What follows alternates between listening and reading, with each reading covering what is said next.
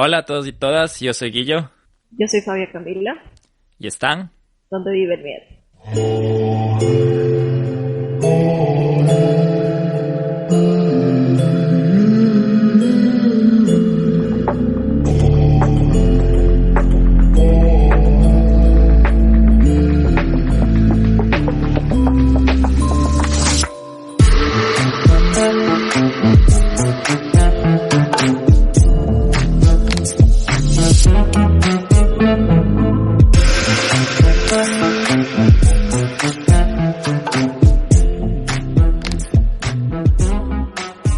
Hola a todos, todas, todes. Lo prometido es deuda. Ya escucharon la nueva voz de Donde Vive el Miedo Podcast, la nueva refuerzo de Donde Vive el Podcast.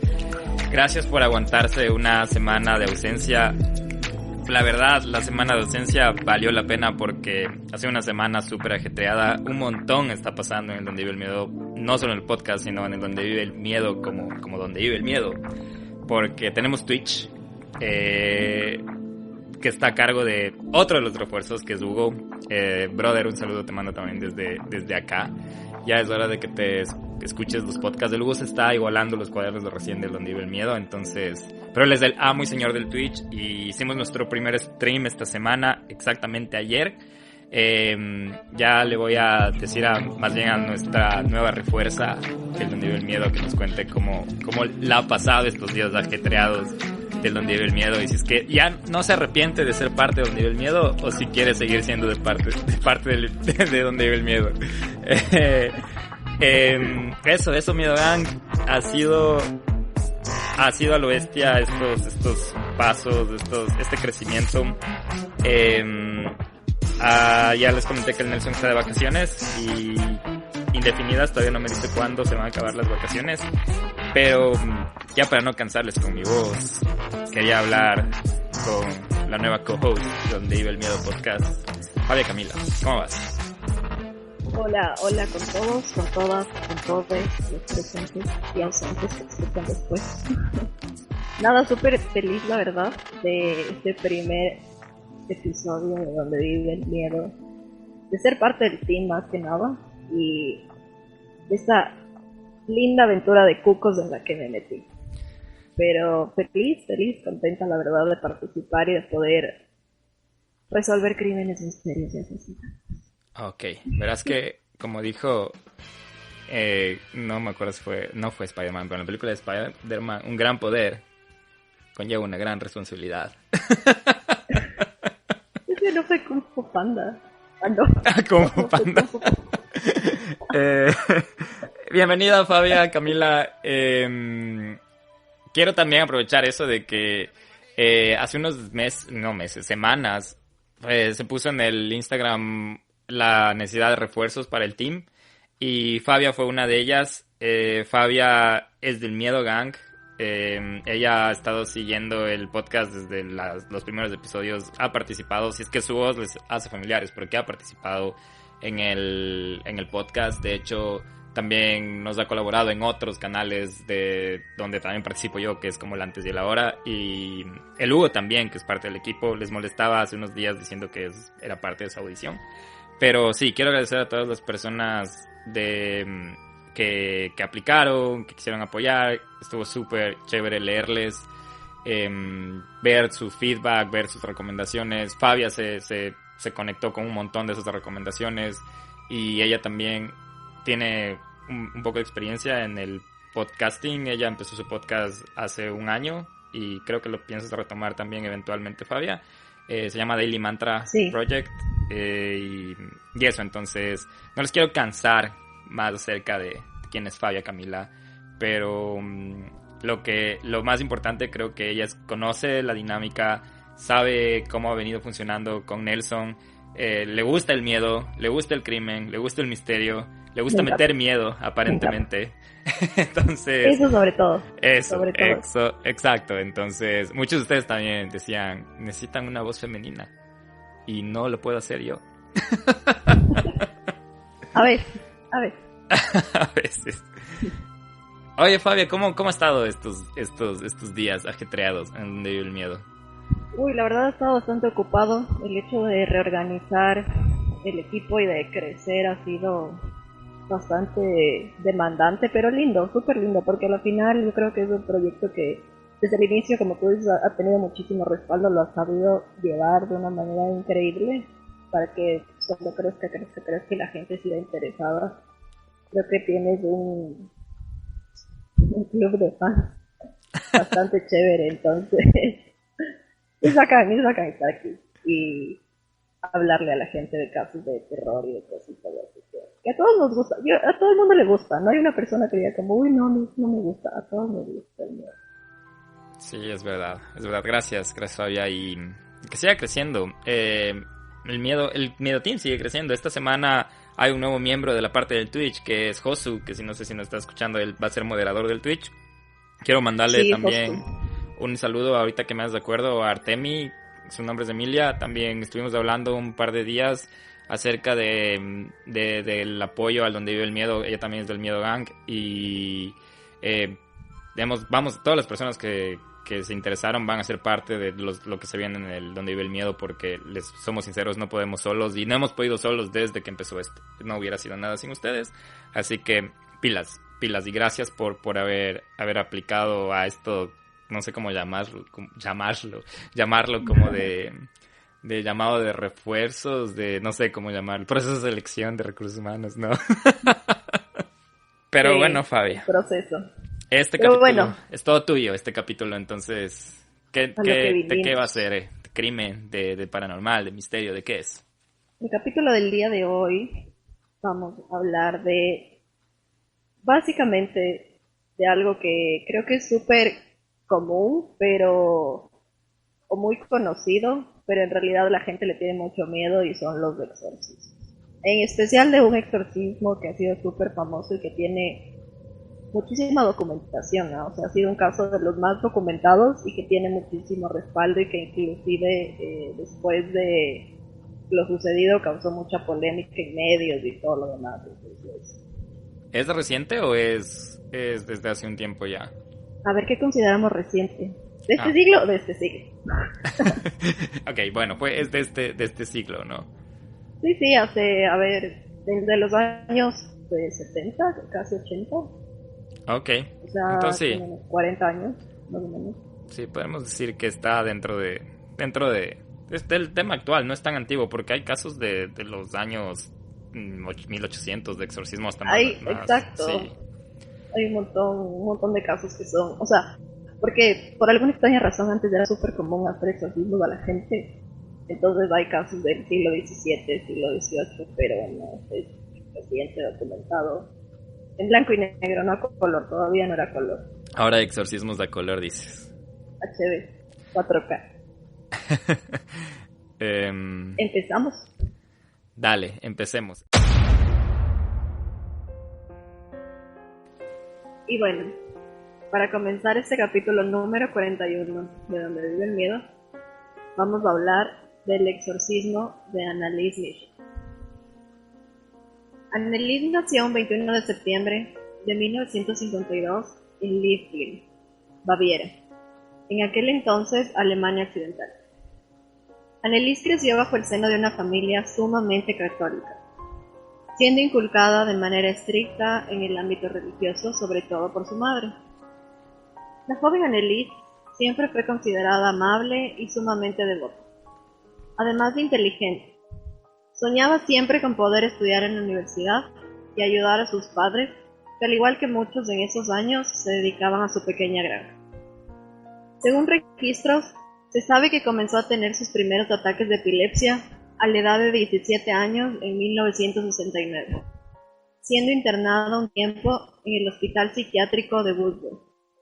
Cuando salió, pudo terminar sus estudios de preparatoria. Anneliese se matriculó en la Universidad de Wurzburgo en 1973, logrando así dar el primer gran paso para alcanzar su sueño. A pesar de esto, se especula que el haber estado en el hospital realmente no ayudó mucho en su condición, pues aunque los ataques de epilepsia fueron relativamente controlados, estos no cesaron. Al salir cayó en depresión y se frustraba por los tratamientos. Conforme el tiempo pasaba, su condición empeoraba, y tanto ella como sus padres comenzaron a pensar que su estado mental y físico no se debió a una enfermedad, sino a poderes malos. Para ese entonces, Anneliese decía ver constantemente algo que ella llamaba caras malignas en los rostros de las personas, y ya había acudido en 2 ocasiones a la iglesia pidiendo que se le realizara un exorcismo, algo que obviamente fue rechazado. A finales de 1973, Anneliese comenzó un tratamiento con Tegretol, el cual es un estabilizador emocional. Qué loco esto de las de lo que estás hablando de la parte mental. De hecho, yo te estaba comentando, Fabi, antes de grabar, que yo tengo este conflicto medio como interno entre el exorcismo, porque no estoy, no sé si pensar que es algo mental o si puede ser algo demoníaco. Y no quiero meterme en la parte religiosa porque, bueno, algunos que ya han entendido mi postura en ese punto es como que yo más creo en el bien y el mal. Bueno, creo en el bien y el mal, pero no creo en un demonio o unos ángeles y cosas así, sino que creo que hay una energía, algo supremo que nos creó. Pero si te mentiría si te digo soy católico y voy a la iglesia, o creo en el Dios católico, o en la iglesia católica y cosas así. Entonces por eso yo he tenido súper como este conflicto de saber si es que el exorcismo es real o no. Y ahorita justo hablabas de eso de la parte mental. Sí, o sea, en realidad yo tampoco no sé si soy fiel creyente de los exorcismos, de si es un ritual que elimina o saca algún tipo de demonio o espíritu del cuerpo de alguien, porque ¿qué tan real es que un demonio o un espíritu pueda poseer el cuerpo de una persona? O si es que es real, ¿cómo distingues que en efecto es un demonio y no es una persona psicológicamente trastornada, que está pasando por algún tipo de enfermedad como esquizofrenia o algún tipo de trastorno mental grave que le lleva a imaginarse cosas que no están pasando y a actuar de alguna manera que médicamente no sé, no tiene explicación? Oye, y ahorita voy a aprovechar más bien para hacer una confesión y decirte que la verdad, hablando de la parte del miedo, y mientras hablabas de esto me estaba acordando cuando yo era más pequeño, yo sí le tenía bastante miedo al tema de exorcismo. Y podría decirle hasta un poco de respeto, siempre le dejo de lado porque siempre trato de ver la parte lógica, pero a veces en la búsqueda de lo lógico es como que hay cosas que no tienen explicación acerca de los exorcismos. Entonces ahí entro como en este conflicto de que es en serio que existen demonios. Y de hecho de pequeño sí creía en eso. Y creía que, creo que hasta vi una película del exorcista. Creo que fue el exorcista exactamente. Y me quedé traumado como unos 2 días pensando que se me va a meter el demonio en algún rato y que voy a estar ahí por poco hablando en lenguas o estar ahí con moviendo la cama, todo lo que había pasado. Me dejé sugestionar bastante por eso y desde ahí yo empecé a dejarlo como de lado porque yo creo bastante en estas cosas paranormales, de las energías y todo, pero cuando vamos a la parte de demonios, no creo que las energías o los fantasmas que hay, que la gente ha presenciado, yo soy de las personas personalmente, valga la redundancia, que creo que no son malos, sino que solo están ahí, están como que atrapados o en una dimensión distinta, cosas así. Pero sí, Claro. es un conflicto interno, como te decía, con el exorcismo, no sé qué pensar, te soy sincero, y sí me da un poco de miedo. Y, y algo que también me parece interesante es poder reconocer cuál es la definición. Lo que voy. ¿Cómo sabes que es un demonio? Que es, no sé, no es un espíritu, un fantasma. O sea, ¿cómo se categoriza esa jerarquía? Pero no hay, ¿cierto? Y no estoy segura. De hecho, si es que podríamos algún rato hablar como un demonólogo, creo que sí, Uf, que sería nos increíble. den la categorización de los demonios, los diferentes tipos de espíritus. Porque no creo que cualquier fantasma o espíritu tenga la capacidad de simplemente entrar en tu cuerpo y hacer contigo lo que quiera.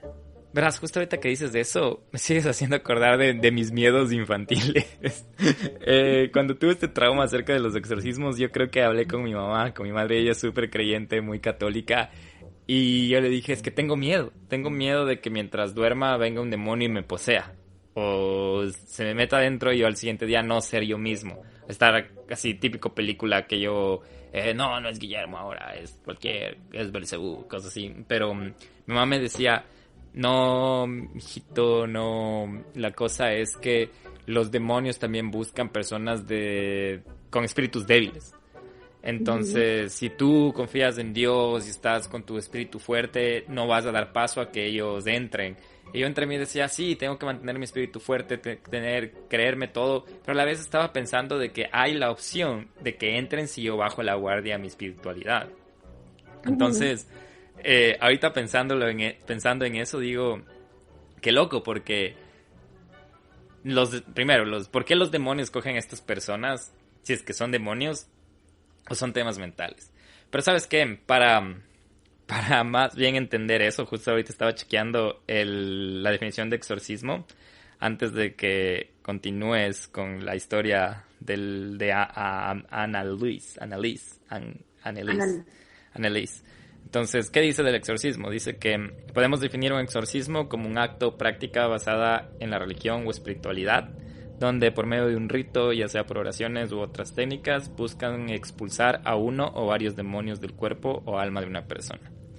Este método se da a conocer desde las escrituras de la Biblia, pues Jesús tenía el don de poder realizar estos actos, algo que pasó a sus discípulos. Justo lo que te decía, volvemos a la parte religiosa del tema del exorcismo. Y yo quería acotar algo a lo que tú dijiste, que es del hecho de que justamente yo me preguntaba cómo los demonios eligen a la persona a la que van a poseer, por así decirlo, o cuáles son las características que una persona debe tener para ser poseída. Porque ojo que lo que tú mencionaste de los espíritus débiles y tal vez de tener como una espiritualidad baja, es una creencia súper católica. Uh-huh. Pero cómo se lo ve desde otro, no sé, desde otro ámbito religioso, desde otra religión, desde el tema también de espiritismo, desde el chamanismo, cómo ven ellos ese tipo de cosas. ¿Existe, no existe? Existe, pero se lo ve de otra forma que finalmente termina siendo lo mismo. No tiene mucha explicación tampoco. Pero ponte hablando de la espiritualidad, de decir que si tengo mi espíritu fuerte no voy a dejar atraer demonios. Hasta si crees en la parte energética, a veces dices no generes mala vibra porque solo te va a llegar mala vibra, sino que tienes como que irradiar buenas energías para recibir cosas buenas, como la típica, o de hecho la ley de la atracción o esas cosas, como que se relacionan. Es como que, pero la parte religiosa es fortalece tu espíritu religioso para que no dejes entrar demonios, mientras en la parte más energética, espiritual, es como que no te dejes llevar de malas vibras porque el único que va a acabar destruyéndose eres tú mismo. Y ahorita hablabas tú algo interesante que dices, en otras culturas existen exorcismos y yo no estoy seguro que si es verdad que existen exorcismos, pero hay como, creo que, por ejemplo, me pongo un ejemplo lo de los chamanes o cosas así, es como un tema más de limpieza, un tema más de como un ritual más, no de conflicto. Y yo creo que el exorcismo sí es como que una batalla entre el bien y el mal y esas cosas. Sí, básicamente es una batalla. Y es como nos lo han hecho ver o lo han representado. Más que nada en nuestra cultura, en el occidente del mundo. Pero inclusive hoy en día se siguen realizando exorcismos. Hay muchísimos casos. De hecho hay un documental en Netflix que te recomiendo muchísimo ver, se llama El Padre Amor, creo, no estoy muy seguro del nombre, pero es de un padre que está como autorizado para realizar exorcismos en Roma, y él en el documental te dice que aproximadamente él realiza cerca de 500 exorcismos en un año, y es gente que va y tiene, digamos que no cumple todos los checks, o sea, no es como que hablen otro idioma, check, de contorsión, check, sino que cumple uno o dos de esos y está apta para que se le realice un exorcismo. Aquí hay algo importante que mencionar, y es que hay dos tipos de exorcismos: los exorcismos menores y los exorcismos mayores.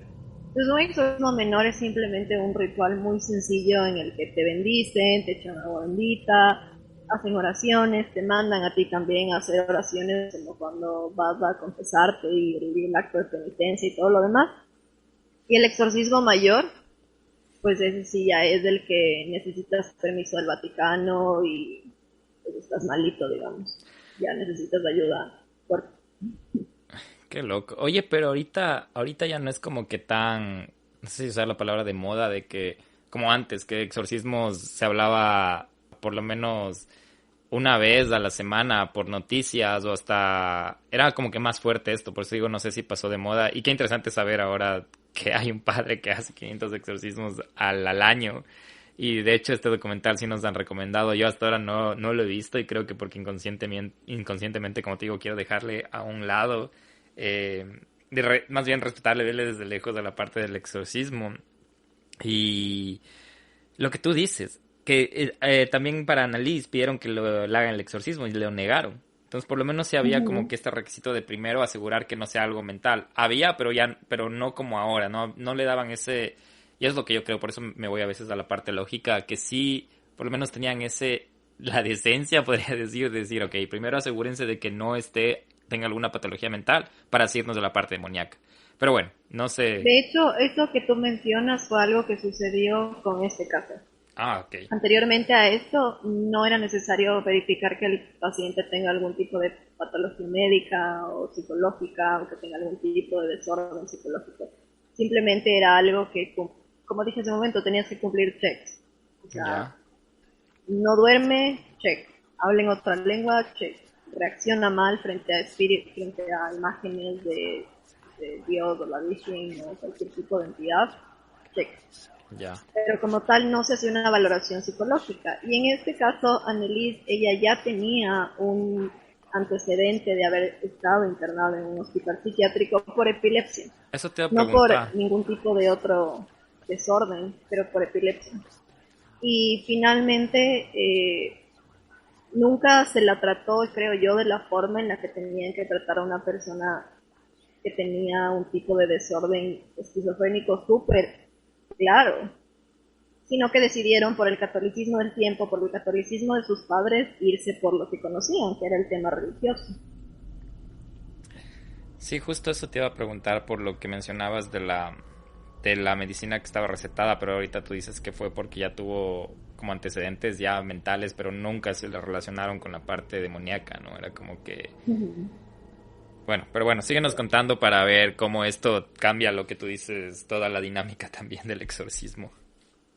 Pero bueno, continuando con la historia, Luis Dahl, un párroco con cierto prestigio en el ámbito de los exorcismos en Alemania, conoció a Anneliese en 1973 y se convenció que presentaba síntomas de estar poseído.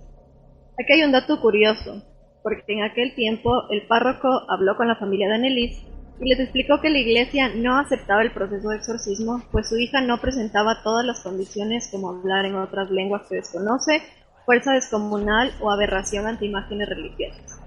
Algo que sus padres, después de hablar con el párroco, le comentaron a Anneliese.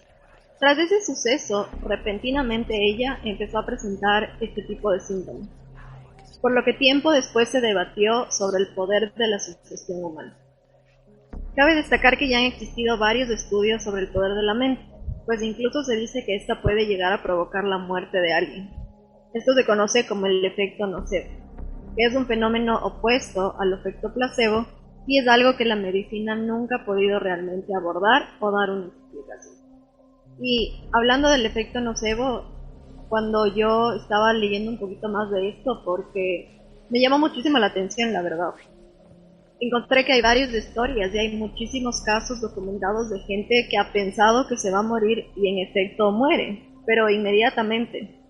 Y uno de los casos más reconocidos es de un hombre al que un grupo de personas lo amordazaron como para secuestrarlo, le vendaron completamente los ojos, él no podía ver y le dijeron que lo iban a decapitar. Y el momento que lo iban a decapitar, entre comillas, lo que hicieron fue mojar una toalla en agua tibia y le pasaron la toalla mojada por el cuello. Como estaba mojada con agua tibia, el hombre pensó que lo que estaba pasando era que le cortaron el cuello y el agua caliente que sentía era su sangre. Dios. Y el hombre murió inmediatamente, en ese momento.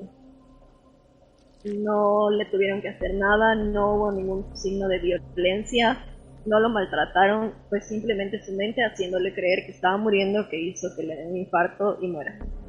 Y dices que esto ahorita todavía no saben explicar, ¿no? Como este efecto nocebo, que yo no había escuchado del efecto nocebo, pero otra vez acabas de mencionar la parte de la sugestión, que a Annelise le dijeron, ¿sabes qué? No te podemos hacer el exorcismo porque no hablas tales idiomas. Y de repente ella empezó a desarrollar estas habilidades, lo que igual, yendo del lado demoníaco y de la lógica, es como que, ok, necesito cumplir esos requisitos, pero también creo que tengo entendido que esto pasó no en un largo periodo de que ella ya empezó a hablar en otras lenguas, sino que lo hizo inmediatamente, y también cómo logra aprender otros idiomas en poco tiempo. Entonces, no sé si es el poder de la mente, los demonios, pero... Claro, porque de hecho el caso de Annelise fue algo que sucedió en el transcurso de un año. No fue nada más que un año, entonces no fue como que ella tuvo 10 años de su vida para aprender otro tipo de idioma o otro tipo de lengua. Y cabe recalcar que ella no hablaba en idiomas como súper comunes, como inglés, español, alemán. Bueno, alemán era su idioma natal. Sino que hablaba en idiomas como sumerio, latín, idiomas ya perdidos completamente, que no era muy sencillo aprendérselos, menos en una semana. Sí, qué loco. Que no sé, me dejas más bien me dejas más en conflicto después de este caso, porque me sigo pensando cómo esas cosas pasaban de las posesiones, si eran mentales o son demoníacas. Dices que existen demonios, cuidado. En fin, volviendo al exorcismo. Para que la Iglesia Católica proceda a realizar un exorcismo, el paciente debe presentar una serie de síntomas de posesión. La persona debe huirle a los objetos religiosos, presentar un sansonismo, es decir, tener una fuerza sobrehumana. Asimismo, debe demostrar xenoglosia, que es la cualidad de hablar en lenguas muertas o idiomas que normalmente no sabría. Con estas nuevas pruebas bajo el brazo, Alf consiguió la autorización de la iglesia y se propuso realizar un exorcismo que duró aproximadamente 10 horas. Y no salió tan bien.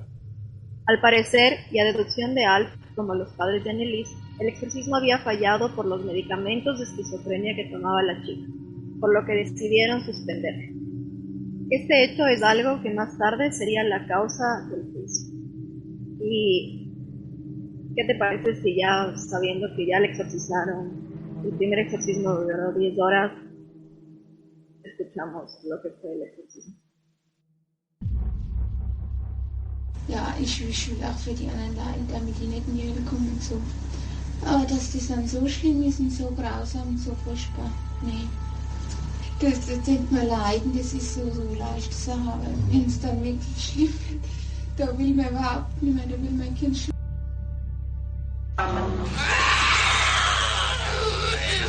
Gekletze! Nein, Gekletze! Einmal Gekletze! Oh, so gerne will nicht, oh, ich gerne nicht. Sind wir schon 3? Ah, wie. Was ist so der Schneide?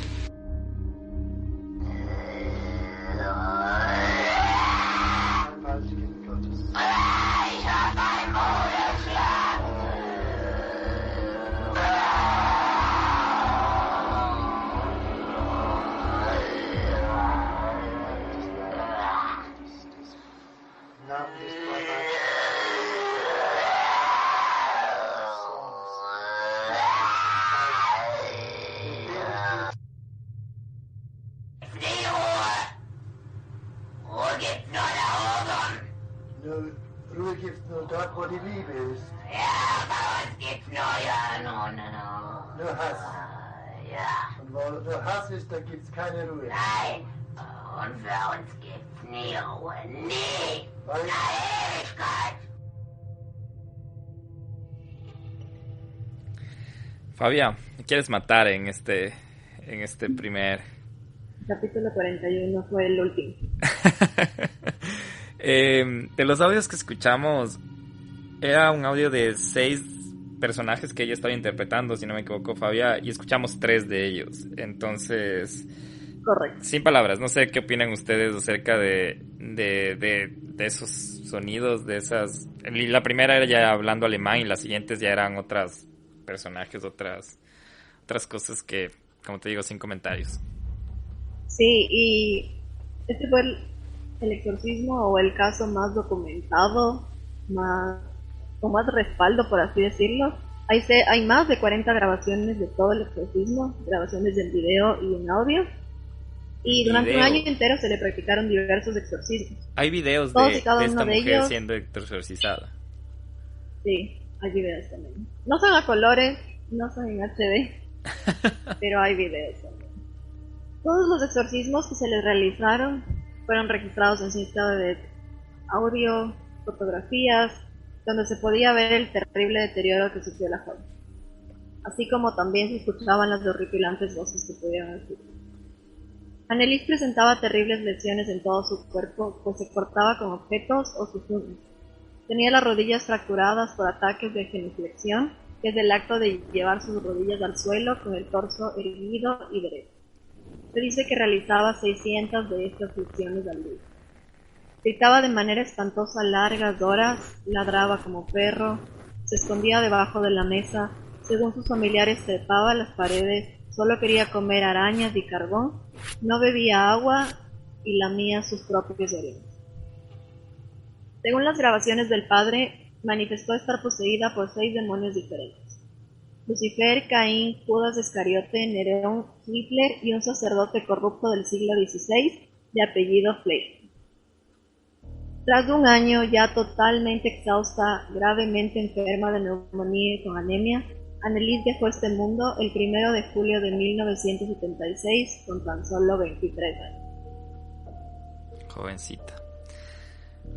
Oye, mientras hablabas de esto, entro otra vez en conflicto, porque hablaba de 6 personas que son como que de cultura general: Lucifer, Caín, Judas, Nerón, Hitler, pero cuando habla de este otro sacerdote, de Fleischmann, si no me equivoco el apellido, estaba leyendo, y es cuando el padre, el cura que estaba haciendo el exorcismo, es como que se llamó más la atención porque sabía datos que no eran públicos acerca de este cura Fleischmann, de este sacerdote. Entonces, cómo ella llega, aparte de aprender idiomas en tan poquito tiempo, llega a saber datos claves de una persona que supuestamente nadie sabe.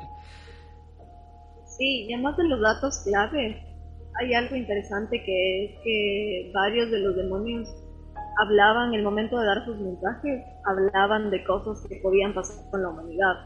De hecho, hay una de las grabaciones que tiene subtítulos, por supuesto, porque no le entiendo nada, pero se supone que es del demonio de Nerón, en el que el sacerdote le pregunta como que qué va a pasar con la humanidad, y ella responde que la humanidad está en decadencia, que si no mejora van a caer uno a uno. Y es gracioso que este tipo de cosas sean mencionadas, porque no sé, o sea, ¿de dónde salen? ¿Por qué salen? ¿Cómo habla de ese tipo de decadencia de la humanidad, de cosas que podían llegar a pasar? ¿De dónde saca toda esa información finalmente? Entonces, ahí nuevamente, ¿fue su mente o fue algo paranormal o sobrenatural que le estaba informando todo eso y simplemente comunicándose a través de ella? Y qué triste esto de que estaba súper jovencita, que era 23 años. Hay muchas cosas, ¿no? En esto de primero pensar si iba a ser el exorcismo, luego que presente los síntomas para ser exorcizada. El hecho de que ahora estaba hasta haciendo esta postura que no recuerdo cómo dijiste, 600 veces. Primero, ¿quién contaba las 600 veces que estaba haciendo? Segundo, el hecho de comer arañas, de todas esas cosas. Llegar a ese punto mental o demoníaco me deja más dudas que respuestas. Y algo que es interesante de esto y que me contabas es que hubo un juicio que se llevó a cabo acerca de este caso, y creo que eso es lo que tú dices, que cambió toda la dinámica del exorcismo y los temas. Al morir Anneliese, el tribunal de Alemania demandó a los padres de Anneliese y a los sacerdotes que realizaron el exorcismo por negligencia y por homicidio. Y ellos fueron enjuiciados y el juicio fue sumamente polémico y sumamente mediático, tuvo una cobertura mediática súper amplia. Porque después, cuando Anneliese murió, la autopsia declaró que su muerte oficial fue por desnutrición y deshidratación. Y aunque los abogados buscaron utilizar los 51 registros radiográficos de los exorcismos como evidencia en la defensa, no se los permitieron. Después de esto, el 21 de abril de 1978, el tribunal alemán que llevaba el caso culpó tanto a los padres de Anneliese como a los exorcistas por ser culpables del homicidio por negligencia. El tribunal reprochó a los acusados porque tendrían que haber proporcionado ayuda médica y llamar a un médico, y nunca lo hicieron. A favor de los acusados, el tribunal reconoció en ellas una reducción significativa de su capacidad de comprender, dado que creían de manera innegable en la existencia personal del diablo, lo que según el artículo 21 del Código Penal alemán llevaría a una reducción de la culpabilidad. Básicamente lo que les estaban diciendo es que los declaraban mentalmente inestables por sus declaraciones y se les reducía la culpa por esta razón. En cuanto a la posición de Anneliese, el tribunal no hizo ningún comentario. Solo en la fundamentación oral aparentemente se dijo que Anneliese no estaba poseída, estaba mentalmente enferma. Al final fueron acusados de muerte por negligencia y sentenciados a 6 meses de prisión que cambiaron por el pago de una fianza y libertad condicional por 3 años. Este suceso marcó un antes y un después en cómo se manejan este tipo de casos. Incluso llevó a la Iglesia a que expertos en medicina estuvieran presentes y den su juicio antes de considerar llevar a cabo un exorcismo. Hasta el día de hoy, los registros sobre sus exorcismos se han hecho públicos e incluso se pueden ver en páginas de internet, siendo considerado el caso de exorcismo mejor documentado de la historia. Otra de las consecuencias interesantes de este caso es que el Vaticano cambió algunos aspectos del rito del exorcismo. En 1999 promulgaron algunas reformas, las primeras reformas que se hacían después de 3 siglos. Entre estas reformas destacan que los exorcistas debían tener conocimientos médicos. En cualquier caso, la mayoría de las recomendaciones de los obispos alemanes fueron rechazadas.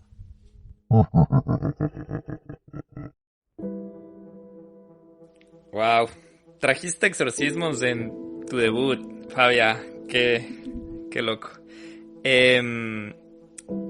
Negligencia médica, acabas de hablar. Venía pensando en eso mientras conversabas acerca de que se consideraba la salud mental antes, pero no como ahora. Creo que por eso tal vez me equivoco, tenemos menos exorcismos. La baja de la sentencia me hace pensar también, no sé si ya viste la última película de Conjuro.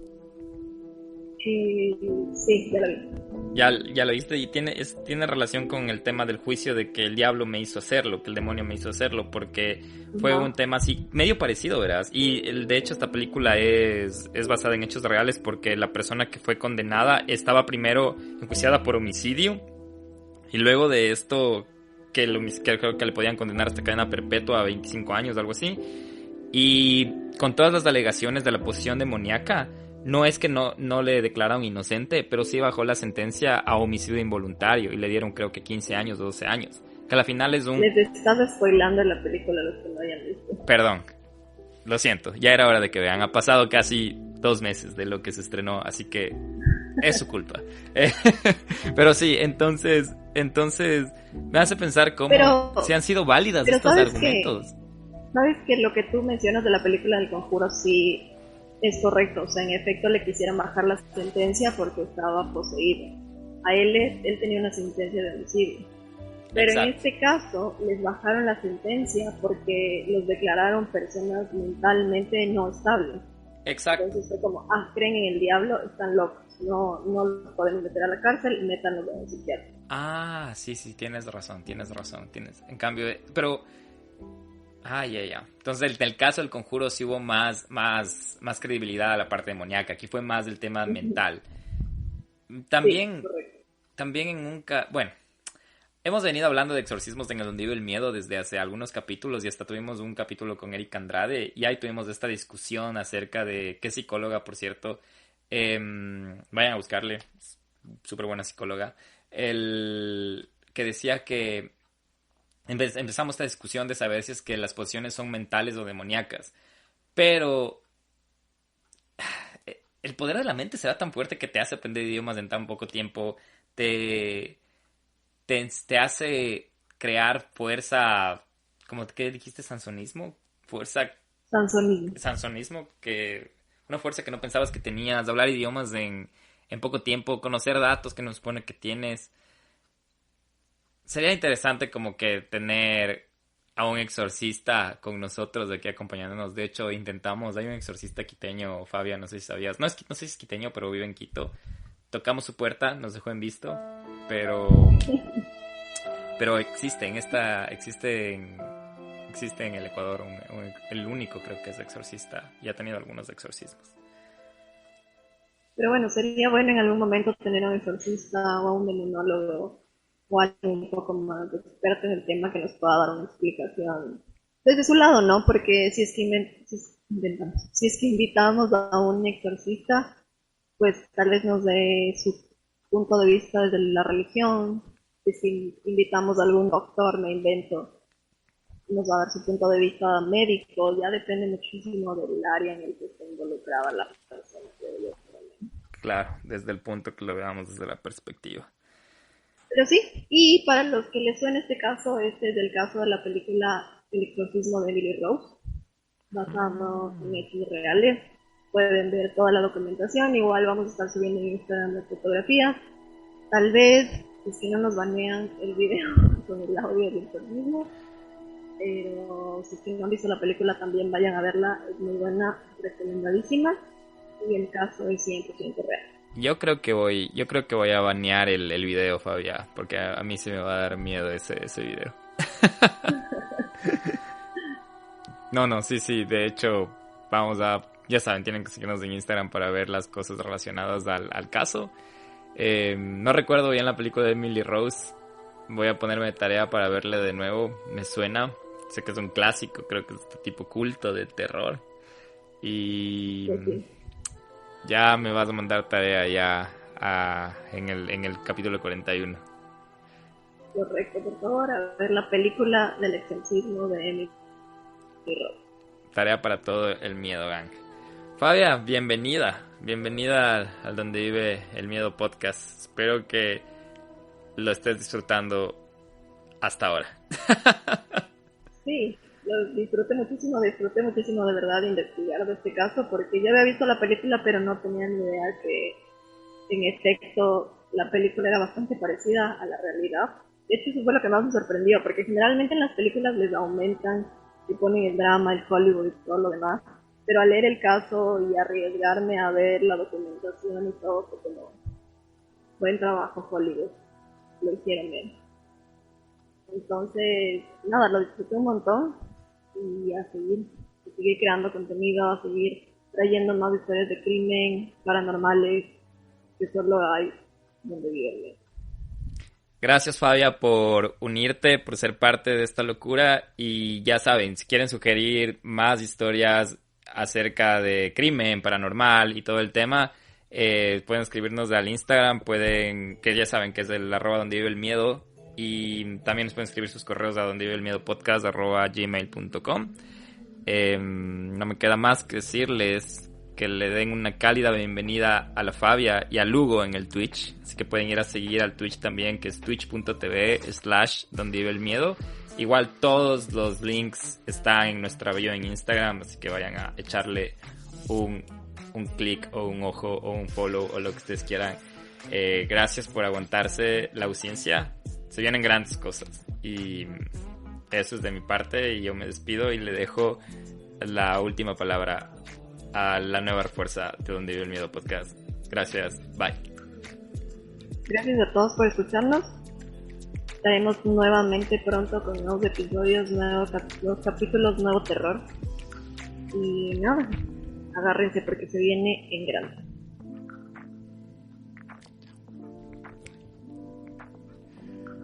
Bye. Adiós. Esto me salió horrible, hasta yo me asusté escuchándolo.